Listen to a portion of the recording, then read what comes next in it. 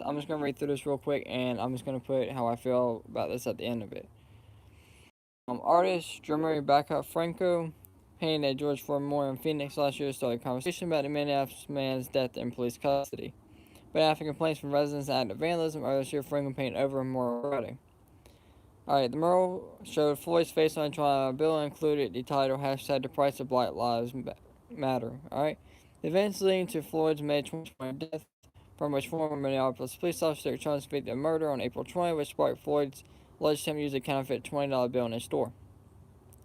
Some residents in the Corona district of Phoenix were not happy with the memorial. This memorial is by white people that celebrates white violence.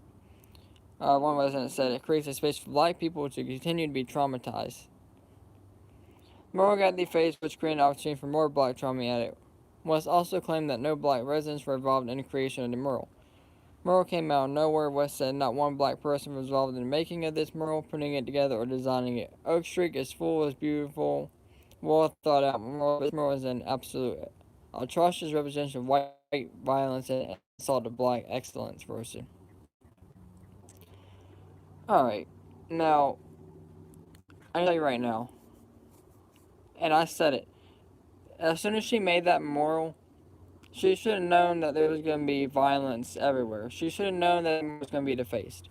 So for her to say that she didn't think the murder was going to cause violence or anything like that, she knew what it would do. All right, that was not going to start a conversation. That was going to start a conversation which led to violence, and it did.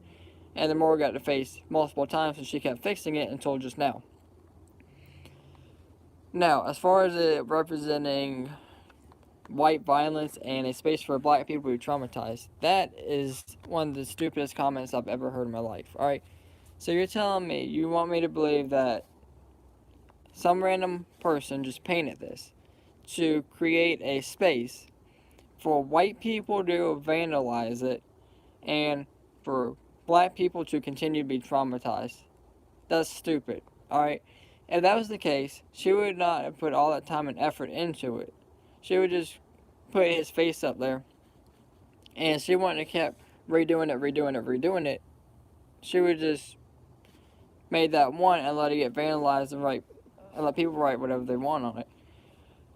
And again, as far as white violence, graffiti is not an act of violence. Alright, graffiti is so-called paint, is what people call it. Alright, look at the train cars, look at the size of buildings. It's all over the place. Graffiti is not an act of violence, so I don't know where the violence part's even coming in at.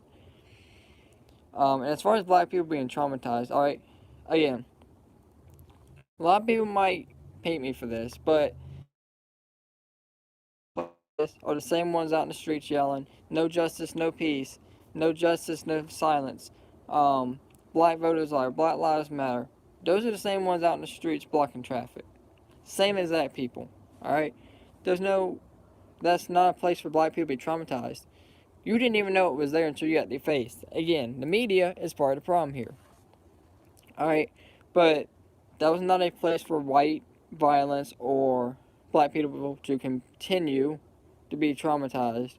Alright, it's stupid. Alright, every single person here is stupid. The person who painted it, in my opinion, is stupid because you knew what it was going to cause, and you continue to redo it.